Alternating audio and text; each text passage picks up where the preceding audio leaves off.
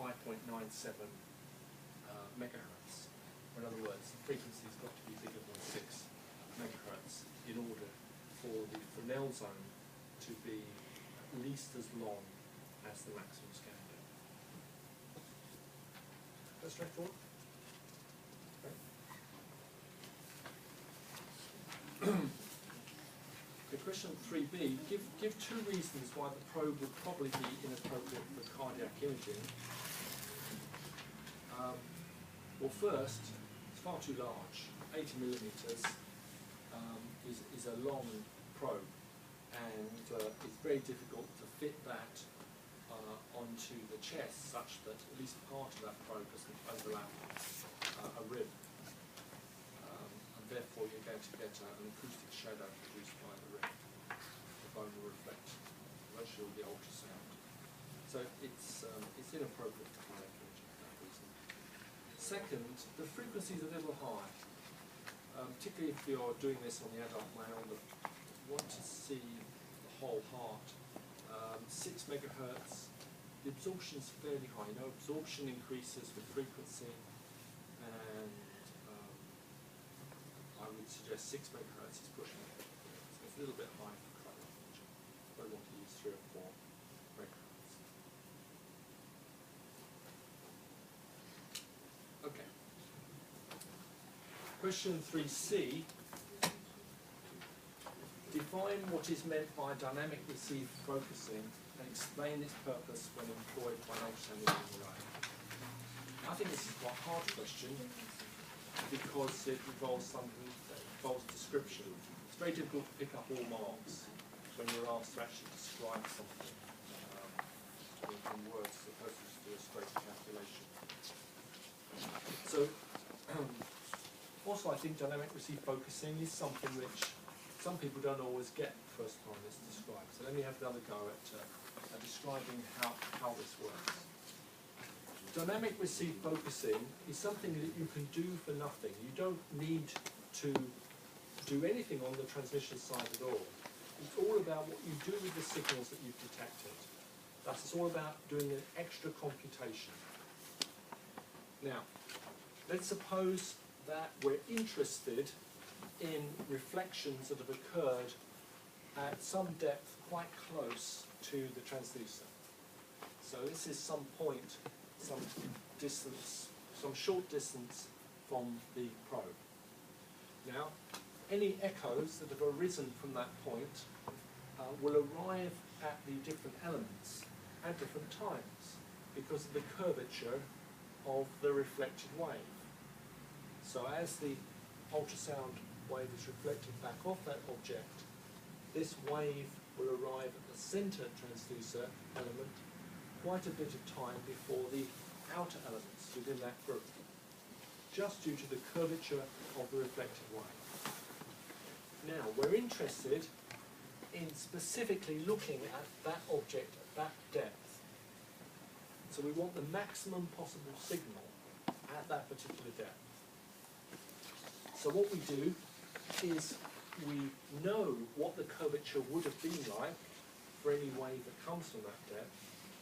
So we shift any echoes that we've got by an amount such that any echoes from that depth would all line up. So this is all done inside the computer.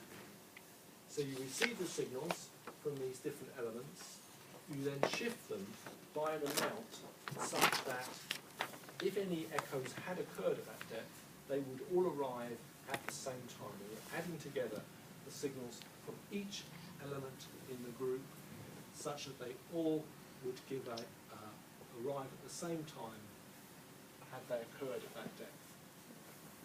But you can do that for any depth, and indeed that's what you do. This is really easy. With fast computers, you can do that calculation extraordinarily quickly, less than a microsecond. And then you repeat the calculation for other depths as well. So you can see here we have an object which is much deeper in the tissue. The wave arriving at the transducer elements has less curvature.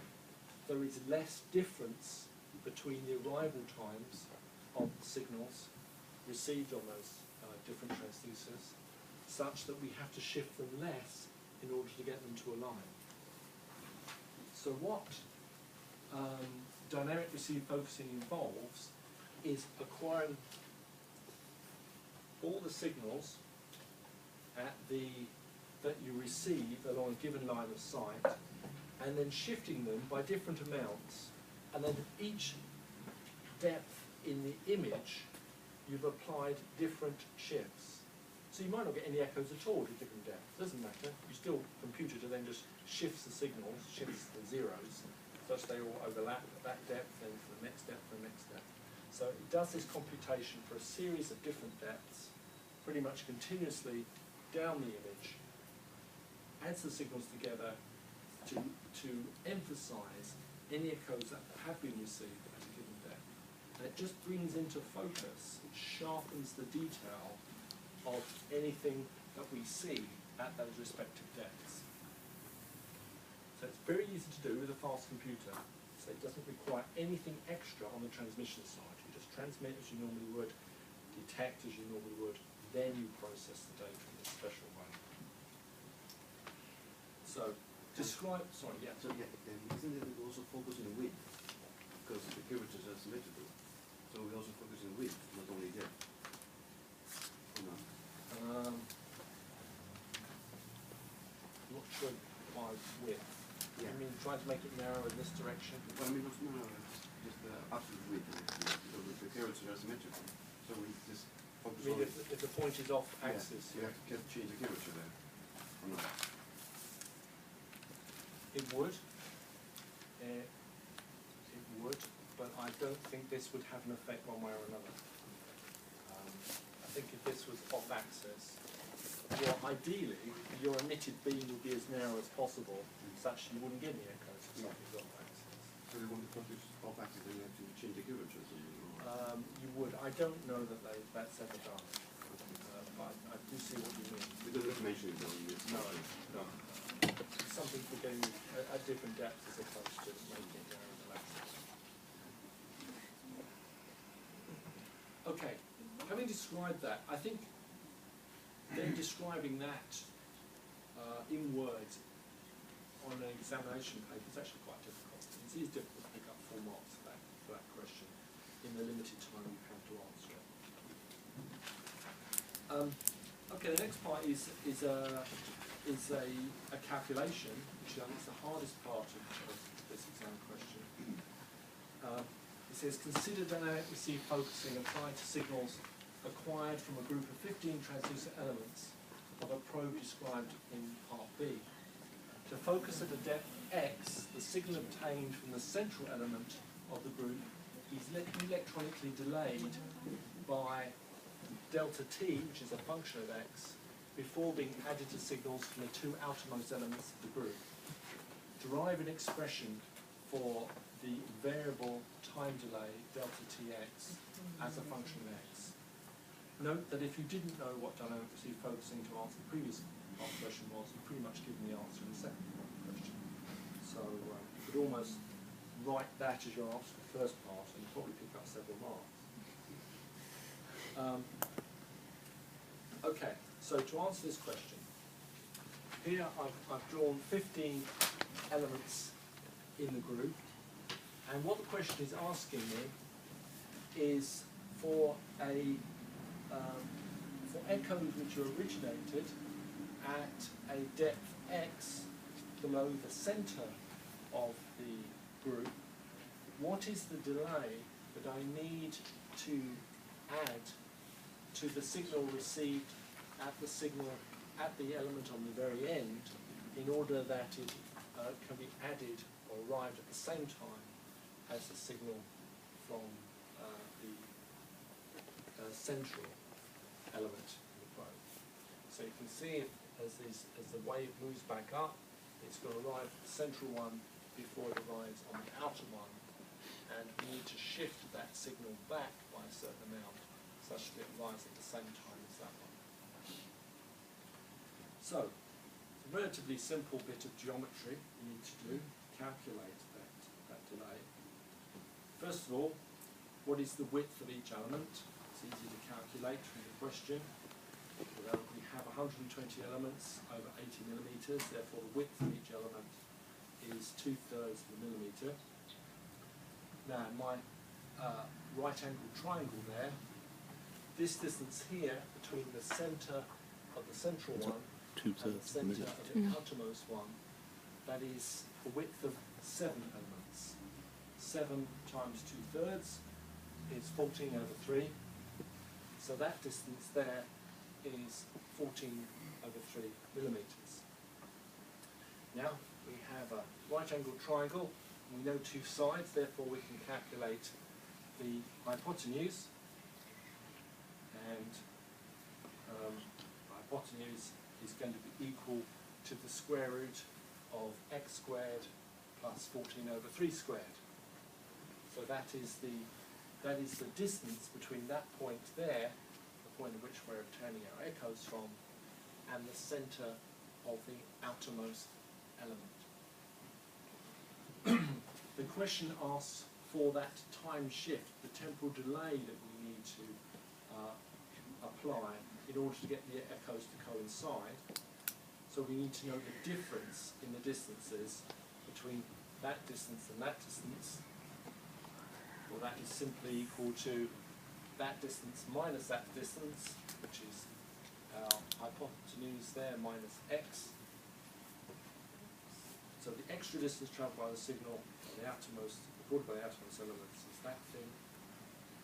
Now time equals distance divided by velocity, and therefore delta t, here delta t is going to be equal to that thing divided by c. So that is my expression for the time delay that we need to apply to the signals acquired from that element in order that it coincides with the signal obtained from the outermost element. It's a relatively straightforward derivation, although not necessarily very easy to do in the sound situation.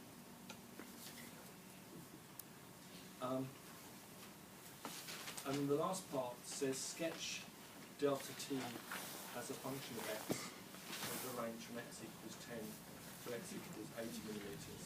That's hard to do if you don't get the answer right, but the sketch does look something like that. So that is just simply, just put some numbers in here. So put x equals, I don't know, 10, 20, 30, up to 80. Or maybe even every 20 would be sufficient. And plot delta t as a function of x. And you should get something that looks something like that.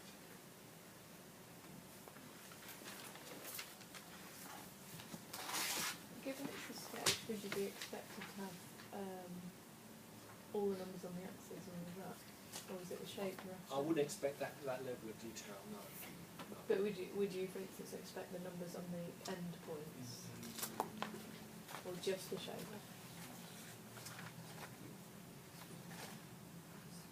I think I would expect at least one number on this axis. Yeah. Okay.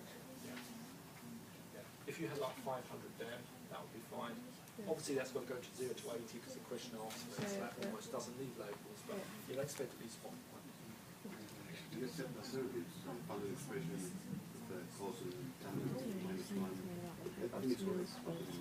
I can check it, but yeah, if it's right. I think the different thing is to get dramatic with the tan. Yeah, that's quite. Because it's taking into account that Yeah, of course, what yeah. goes further. There's different ways. So you have to subtract 2 to get the difference between them, to get your time delay. Okay, Which is why you use to get question time delay, 4. you have to do it. Okay, first part of this question is about ultrasound, second part about MRI.